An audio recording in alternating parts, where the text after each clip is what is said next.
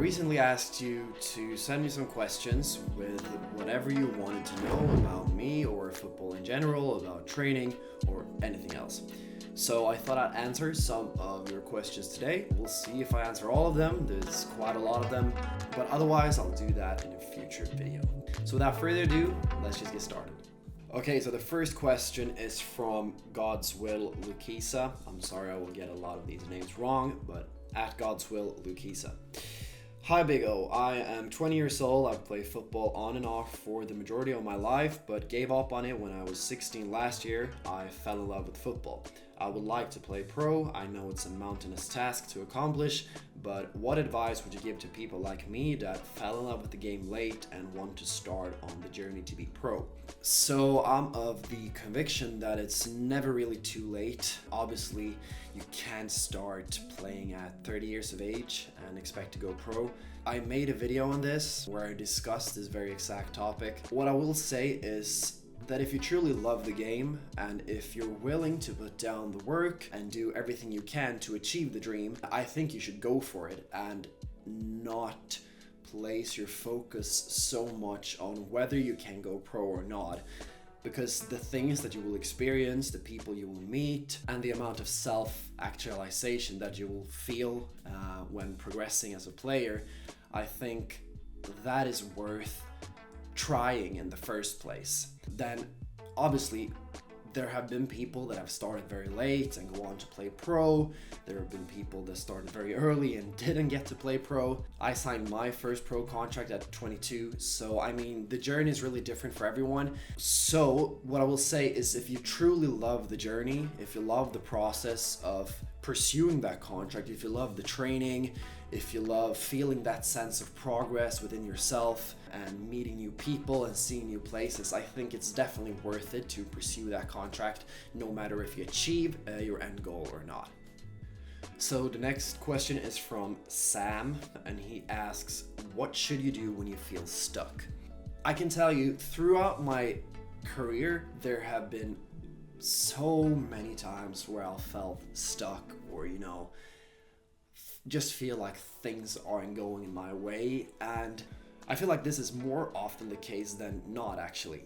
It often feels like an uphill battle and you chase those small moments of wins that you so desperately crave within yourself. But I think if you feel stuck, I think first of all it's important to analyze and find some context as to why you're stuck in the first place. Is it because you're not playing? Is it because you are playing but you feel like, it's just like a hamster wheel, it's the same thing week in and week out and you feel like not much happens?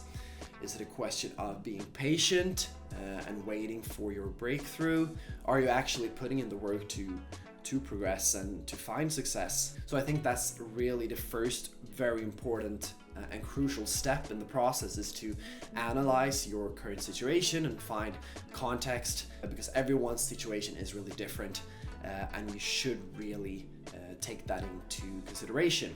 And then once you have found a factor of why things are really working out for you, it's about coming up with a plan to come over that hurdle. And that could be through training, that could be through speaking to someone, getting help. It could be, maybe you have learned everything that you needed up to this point, and now you need to learn and apply new knowledge to progress to the next step. So really analyze and then make a plan and then, grind out at the plan. Those are like the actionable steps. And then what I would say is, like, mentally, I know it's really easy to say do this and do that, and mentally it just feels like, I just want to quit. And I can tell you, I have felt that I want to quit so many times. I mean, probably in the thousands, Every other week, it feels like, should I just call it a day and, retire? But there's always something that makes you keep coming back. And I think if that pull is really strong, you will get over these hurdles. So analyze your situation, make a plan on how to get over this hurdle, and then take the necessary steps to accomplish that. And then mentally try to just be patient and be comfortable that you are doing the right things. and have trust in that you're doing the right things. And eventually you will see success. Okay, so the next few questions are from Aris Bond. And the first one, how much do you earn, can be a range. So I'm not actually at liberty to say how much I earn from my club, but I can tell you that in my division, which is the third tier in Sweden and the first elite tier of football in Sweden, the minimum salary that you're allowed to make in this division is around 1,000 euros a year, which is not very much. In reality, a lot of players earn more than that. It's really hard to say a specific number as I don't have access to other players' contracts and we're not really speaking about it. But I'd say the average can be somewhere from around 2,000 euros a year up towards maybe the highest earners are around 10,000 euros a year. So that's really all I can say. Somewhere in that span is my qualified and best guess. So the second question from Aris is, what league and what country do you play in? So I play in Sweden and I have done that for all my life. I am Swedish myself and I play in the first level of elite tier football that's considered professional, which is the third tier and it's called Ettan Södra. So the highest one is Allsvenskan, and then we have Superettan, and then we have Ettan. And the Ettan division is divided into Ettan North and Ettan South, you could say. Question 3 from Aris. How would I know the balance between work and rest? Oftentimes I feel like taking a rest, but I'm not at the level of pro yet, and I remind myself that I'm playing catch up and my time is ticking. I assume you mean like not in a session, but like more overall during the course of like a week, whether you should train on a specific day or whether you should take a rest. This is actually one of the hardest things to balance as a footballer, and especially when we have these goals that we want to accomplish. We often want to do more than less, and that is totally understandable. I was the same. I have been overtraining myself and I have been undertraining myself, so I have experience from both sides of the story. I think this is a question of learning to listen to your own body, and this is definitely something that takes time. Doesn't come in a week or even a year. This is a process that takes a long time.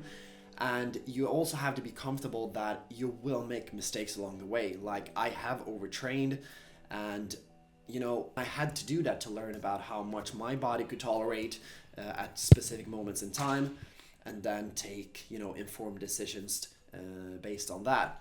My best piece of advice here would be to do as much as you can. Like you should push yourself, because otherwise you won't achieve the adaptation that you want. I speak about progressive overload in one of my videos called The 5 Golden Principles of Training. I think if you haven't watched that is a very valuable video to watch. And I speak about adaptation and about progressive overload in that video. And that is basically about, over time you need to make things more and more difficult to continue seeing adaptation and to continue seeing progress within your training. So you want to challenge yourself at all times. But if you really feel like you see signs that you're getting sick, you see signs that you're getting injuries and you feel pain, like there's a difference between physical, like injury pain and soreness. So that's also something you have to learn to differentiate in between. But I think those are the best piece of advices that I can give. It's a really tough question that doesn't really have a one size fits all answer, because it's really different for everyone. But try to do as much as you can, and that you feel that you're not overtraining yourself. If you overtrain yourself, then take that information that your body gives you, take that on board, so you learn to the next time, okay, I maybe did too much. But then over time you will see that you're able to tolerate more and more load and higher intensities, and eventually you will get better and better at balancing your workload. I hope that answered your question. It was a bit all over the place, and I'm sorry if it didn't make sense. If you have any questions after I've answered your questions, just put them down in the comments and I'll try my best to answer them down there. So question number 4 from Aris is, do you have aspirations to be in any of the top 5 leagues, or are you fine with where you are now? I think this is a great question, and I'm going to try to answer it as good as I can and as honestly as I can. So when I grew up at like 13, 14, 15, 16, all the way up to 18, 19. I had big dreams and big aspirations. I wanted to be a Ballon d'Or winner. I wanted to play in the top 5 leagues. I wanted to play in the best teams. And I mean, that's everybody's dream when you grow up. And then once I got a bit older, hit 2021, I played in the 5th tier in Sweden. That's when I started to question, is it really possible to still get to that place that I want to get? And then at 22, I finally signed my first pro contract, and it was a relief. But what I felt when I did that was that it's more or less the same. At least at this level, I know that playing at a high level will get you better facilities and better coaching and all that, the financial, all the money that you get, the fame, the adulation. But lately, in the last couple of years, I have been more acceptant of the thought that it may not happen. But I will also say that I'm trying to put my focus to do everything that I can to progress as a player still. Besides that, there's not much else that I can do to come to that place, like the top 5 leagues. And then another thing is, over the years, I've also realized the insane levels that these players have. And on a side question that I often get a lot is what do you think is the biggest difference between levels? And I'd say now, having played at this level, players are technically very, very good. Even at this level, in the 3rd tier in Sweden, technically they're all very good. Physically, many of them are very good, very quick. But I'd say what really differentiates different levels, and I think that's the biggest issue for me that haven't led me to play at a higher level, because I think physically I've been really, really good. I'm quick, I'm strong, I have a good leap. Technically, I'm very strong. But what has been my biggest issue to not get to that level is my awareness, my vision, and decision making. I don't have the best awareness, I'm aware of that, and that often leads to me taking bad decisions because I don't have a good understanding of what's around me. When I do, I often pull off great actions on the field, but it's too inconsistent. My awareness, my vision, and hence my decision making is too inconsistent to get to that level. That was a bit of a ramble, I'm sorry, but to answer your question shortly, yes, I definitely have aspirations to go to a higher level. Top 5 leagues would be great, but I'm also, in the last couple of years, I have become more acceptant of the thought that it may not happen, but I'm still trying my best and doing what I can to keep progressing in my career. And the last question from Oris is, what's your end goal for football? Break records or just enjoy the game and get paid? So this has definitely changed in the last couple of years. When I was younger, it was, to be the best player in the world. My idol was Cristiano Ronaldo. I wanted to, win the Ballon d'Or. Who doesn't want to do stuff like that? Win Champions Leagues, playing the biggest games, the biggest stadiums, score a hell of a lot of goals. Now, I don't really have an end goal. I have become more process oriented, I think, and before I just stared at the end goal. Now I'm more, I'm more focused on the everyday, the process, and just enjoying, going to training, playing in the games, going to the gym. I enjoy that. I know many people don't, but I really enjoy being in the gym and doing that to the best of my abilities, and then I'll just see where it takes me, and that is exciting as well. Because I don't know where my end destination is, but I know that I enjoy the process and I want to keep doing it, and we'll just see where I end up. So that is a big difference from when I was younger and just had an end goal in mind of, oh, I have to do this or I have to get there, to now having shifted more towards I enjoy the everyday. I think that is ultimately in the end where you want to get to, because if you're enjoying the day-by-day process, you're really, it's a win-win situation, because you may end up hitting your end goal and that's great, but if you didn't enjoy the process, was it really worth it? But if you did enjoy the process and didn't hit your end goal, then all those days it was basically worth it. I can guarantee that, and I've started to see that more and more as I've gotten older. And another thing that I've started to enjoy, it's related to my football but also to this channel, and that is I've found much joy and satisfaction in being able to help you guys out in your journeys. And I think that will be a part of my end goal, to help you guys achieve your goals. And I will try to do that as best as I can by sharing what I've experienced and what I've learned. That is definitely something that have come now in the past year when I've been doing this. So yeah, you could add that to my end goal as well. Okay, so the next question is from Roman Delalo 08. He asks, how much did you train when you were a teenager, and how did you balance football and things like school and your social life? I think when I was a teenager was the period when I trained the absolute most. From 16 to 19, especially when I was in high school, we had trainings with the school in the mornings, 3 to 4 days a week. So it was gym in the mornings, it was football practice in the mornings, and then in the afternoons there were 3 or 4 days a week of team training. And then for the team trainings, I used to get there like early to do some individual work, and then I used to stay afterwards as well to get some more individual work done. And then there were 1 to 2 games a week, most often 1. I think at that part of my career, I did not have a very good balance between things. I think I was really focused on the football, and of course this can benefit, and it probably did benefit my career and the success I had. But I also think I would have benefited from having more balance. I rarely went out to see friends. I could sometimes skip school, just to rest up and be ready for training. I wouldn't really recommend this because I don't think I benefited that much from doing those things. If I had incorporated like seeing friends 1 to 2 times a week and going to every class, the results would more or less have been the same, but I would have been feeling better on the inside, and I would have grown more as a person than I did. I grew as a player, but I neglected other areas of my life, which I don't think was a good idea. So what I would say is try to find a good balance.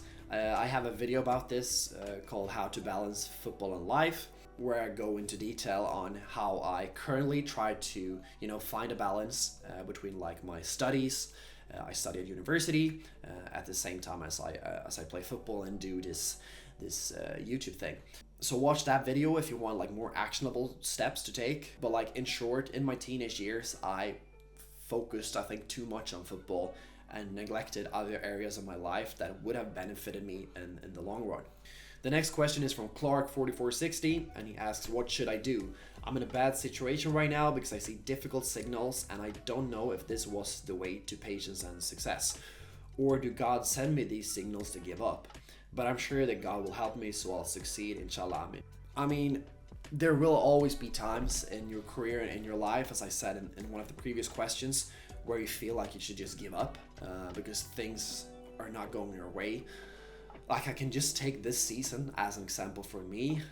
I felt really good heading into it, and then like in the 4th game of the season, I injured my hamstring. I was out for 3 months. I tried to get back. I injured myself again. And it's just been a constant, back and forth between being injured and then not performing and not getting playing time. So it's really been a difficult year. But I feel that over the if you look at it from a longer term perspective, you have patience and you put in the work. Over time, things will start to go your way. But I feel like you have a good mindset. So just keep working hard, keep doing the right things, be patient, and eventually you will see success. So the next question is from Nlhanla Madikisa. I'm sorry if I got your name wrong there. And he asks, how do I juggle and find a schedule between school, football, and free time? So what I really would recommend here is watch my video on how to balance football and life. You can find it on my channel.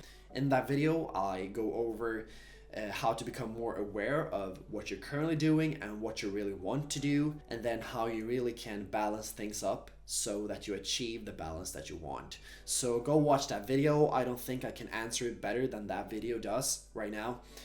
So go watch that video, and if you have any more questions, just leave them in the comment of that video and I'll try to help you out. The next question is from Ben Football, I think. What drills to train as a youngster and how to feel motivated to train? plus how to get into an academy. Okay, so the first question, what drills to train as a youngster? I mean, here, I think it's important not to overcomplicate things, because you see so many crazy advanced drills nowadays on social media. I think it's really common for young, impressionable players to think that these exercises, the more advanced they are, the better they are. And when in reality, it's more about doing the simple things at a really high tempo and at a high quality. Like, take something as simple as a cone weave. You've all done the cone weave. You take the ball and you go through the cones as quickly as you can and as clean as you can. And like, I still do exercises like the cone weave because it's a really great exercise for close ball control and manipulation of the ball. And I mean, I'm not the best in the world at it, so I have to keep doing it. So I mean, do these simple things first, raise the tempo, raise the intensity, clean up the touches. I mean, that's really all it's about. I mean, the difference between drills that youngsters does and that the pros do, I mean, there isn't that big of a difference other than the quality and the tempo and the intensity that they perform the drill in. And then you can, of course you can experiment over time and try new things. I think that's good, and I think that's something you should do because it's really fun to try new things. But stick to the simple things and do them to the very best of your ability. Once you feel like, okay, I can do this really, really good now, then raise the intensity even more or add in a slight variation.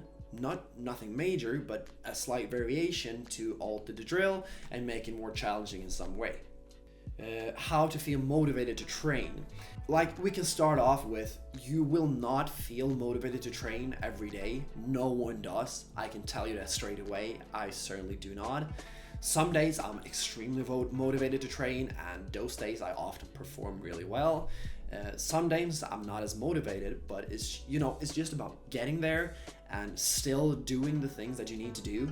Otherwise, you won't really see the adaptation because you won't get the consistency that you need to achieve that adaptation. So I think it's more about getting into a habit of just going to training and doing the things anyway, even if you do not feel motivated, because you won't do that for every session. Take advantage of the days that you do feel motivated and push it even more, but still the days when you're not motivated, show up to training and still go through it at 100% of your ability for that specific day and training session. And the last question, how to get into an academy. So I got into an academy when I was 13. So I played for my childhood club from 7 to 13. And then I felt like I need to get into a new place where I can have a better development as a footballer. And then I started looking at different academies near to where I lived. I did this together with my dad because he has been really instrumental in helping me out and always wanting to, assist me in my journey. So we found 2 different academies and we decided to go for one of them. And at the end of the 2013 season, so when I was 13, I'm about to turn 14 the next year, we just called the coach after the season. We spoke to him and asked if I could come over for a trial. And he said, yeah, why not? And so I went there, I did a trial, I performed really well, and I got into the team and the academy. There wasn't anything more to it than that, really. If you don't have anyone to help you out, you need to do it by yourself, of course. Try to approach coaches in a professional manner. Say what you want and what dreams and ambitions and aspirations that you have with your career, and then just try to get a trial and go there and do what you're good at. I mean, there's really no secret to it. I'd say, not at least in my experience, probably is more difficult scenarios for other players. But I think that you need to be proactive and really try to get in contact with these academies and the coaches of them, and try to get trials and just go there and perform. That's it, really. So the next question is from GTA Shorts 6917, and he asks what to do if you don't know your position.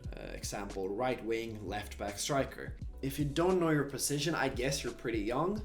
I mean, I still play in a lot of different positions. I mean, primarily I'm an outside forward, a winger, but I've also played wing back several times this year. I've played fullback. I played as a striker. So I mean, even when you get to the higher levels, you still really don't have a set position. you have something that you like your base position, but then obviously the coach can decide to play you wherever he wants, and you should always be ready for that. But to find your position, I mean, just play where the coach place you. Because more often than not, if you're young as well, they see where you can perform at your best, and then play in that position. Even if, like, I know I was the same when I was younger, I wanted to play on the wing, but sometimes the coach put me in a number 10 position. And there was actually this one game where I played on the wing in the first half because I had been really, like, I said to him, oh, I want to play on the wing, and I was kind of a brat about it. And okay, I'll put you on the wing, he said. Played really bad, didn't do anything in the first half. And then I got switched into the number 10 role that he wanted to play me before the game, and I scored a hat-trick. And we just laughed at it afterwards. On many occasions, the coach actually has a good idea of where to play you.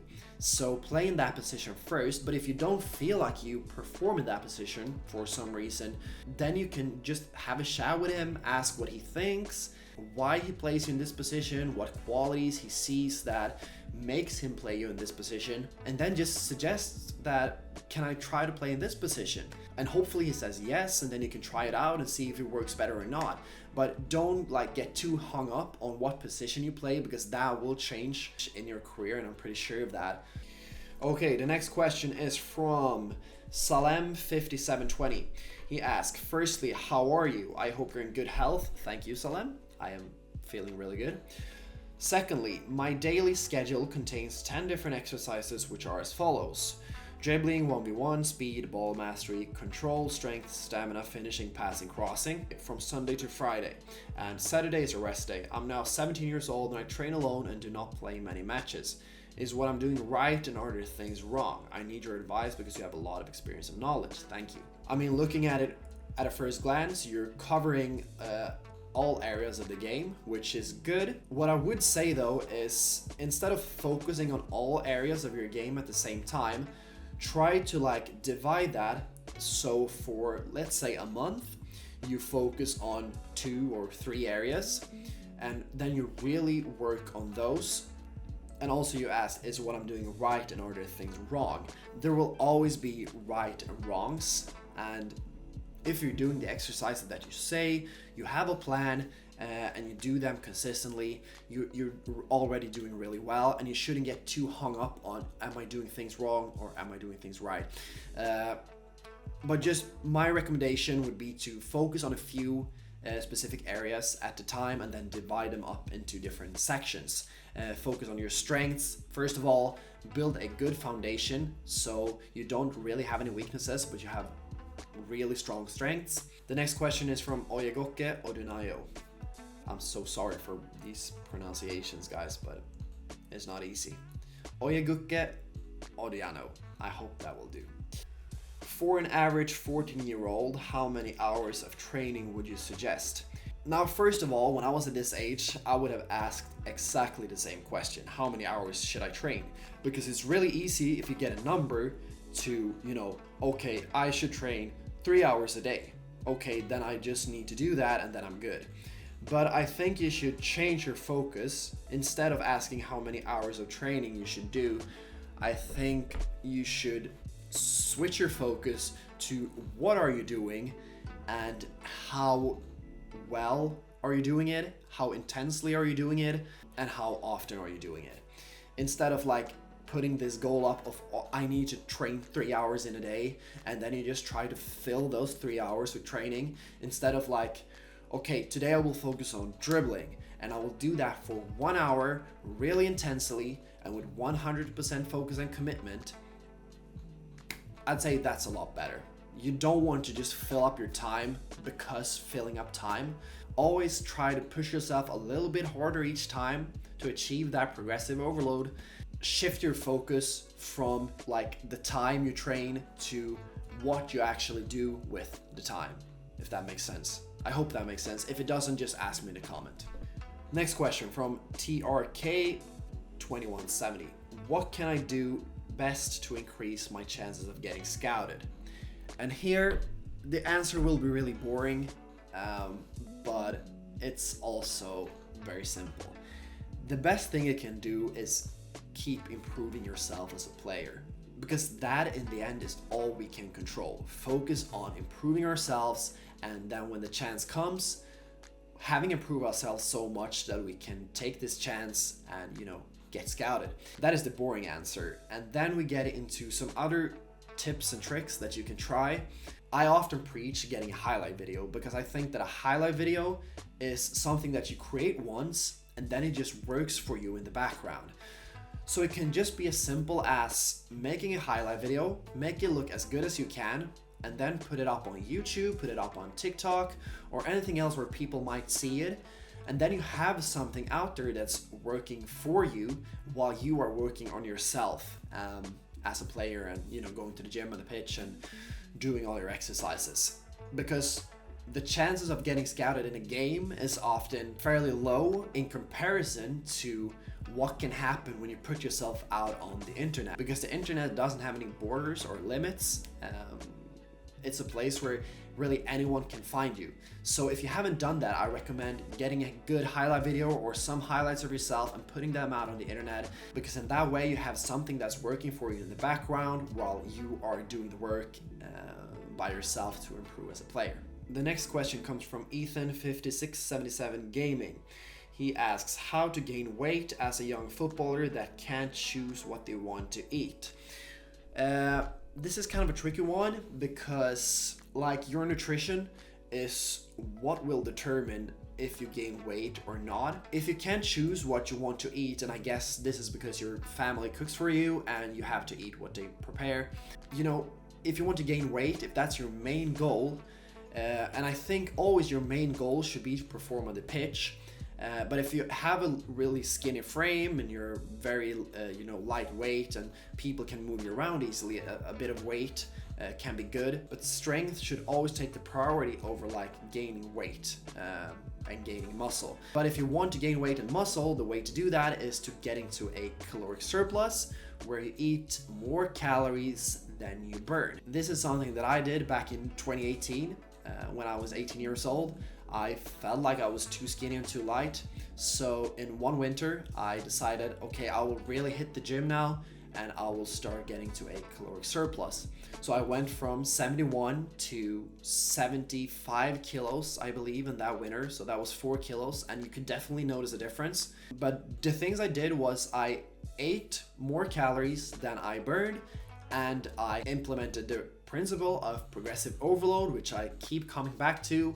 Watch that video, the 5 golden principles of training, if you want to learn more about progressive overload. But I had a gym program that implemented these principles, and I followed that, and that helped me gain 4 kilos in the space of 3 or 4 months. But if you can't choose by yourself what to eat, I just say try to eat a lot. Try to eat more. When you feel full, try to just get a little bit more, because I think that is a good measuring stick. Because when I was in my caloric surplus, I mean, it's not easy to like put in more stuff than your body actually wants and needs. But that is just a little tip. Eat till you feel full, and then just, try to get a little bit more food in. And then over time, because this is also something that takes time, changing your body composition takes time. But then over time, you will see that you start to gain a bit of weight, hopefully. The next question is from Camoello Encuna, and he asks, does one have to stick to a strict diet plan? Because maintaining a strict diet plan can be expensive at times, so I would like to know if I should stick to that strict diet plan. Thank you. I think you can definitely get away with not having a strict diet plan. I don't have a strict diet plan at the moment. I had a strict diet plan when I wanted to gain weight and gain muscle, and then I really felt like I needed to count all the calories, and I needed to make sure that I got the proper amount of proteins and carbs and fats and all the micronutrients. Right now, I don't have a very strict diet because I don't have any particular, fitness goals that I want to achieve, and like changing my body composition with losing fat or gaining muscle at the moment. So it totally depends on your goals. But I also think that if you have a strict diet plan, you will always have that little 1% gets you better results in the end. I think like nutrition is one of the most important things for anyone and for footballers in particular. So if you have a strict diet plan and if you can afford it, I think it's better than not having it. But then it's also the question of what your goals are. Are you trying to change your body composition? Are you trying to gain muscle? Are you trying to lose fat? Or anything along those lines? I think, yeah, then you should probably stick to a strict diet plan to accomplish those goals.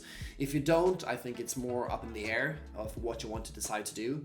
Maybe do it for a while, because one thing that I did was back in 2018 when I had my strict diet plan, 2018, 2019, I learned what I should eat and how much I should eat without really having to track everything. And that has definitely helped me. Like now, I have a pretty good idea of like the nutritional contents of different foods. So I don't have to be as meticulous in weighing my food and planning and all that.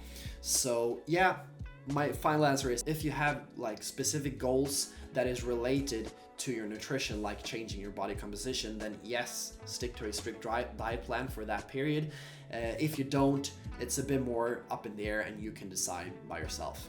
So I think I'm gonna wrap it up for today.